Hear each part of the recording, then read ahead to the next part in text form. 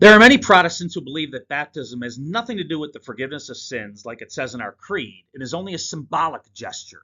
Baptists, non-denominational Christians, and most Pentecostals, Reformed, and Presbyterian churches believe this way. It's heresy. The point of this video is to show how the denial of baptism's effectiveness is a man-made doctrine by heretical groups. This slide shows when and by whom each of the Protestant denominations that deny the salvific qualities of baptism were founded. This is how far each of these heretical groups can trace the history of their false belief. None are before the 16th century, and some only go back about 100 years. So what about the 1500 or so years leading up to when these heresies were founded? Prior to those dates, who else denied that baptism forgave sins? Well, there aren't many. And I think most Christians would not want to be aligned with these groups, but that's the problem with man-made heresies. Here's who they would have aligned with.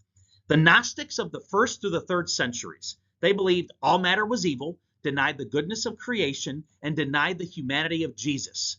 Key people in this movement were Simon Magus, mentioned in Acts chapter 8, Valentinus in the early 2nd century, and Marcion, who denied the God of the Old Testament was the father of Jesus.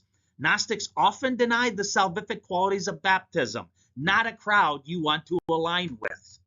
Then there were the adoptionists in the 2nd and 3rd centuries, whose core belief was that Jesus was just a man who was adopted as God's son, so not divine.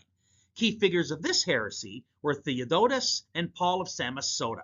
Some also denied the salvific role of baptism, not a fun group to align with.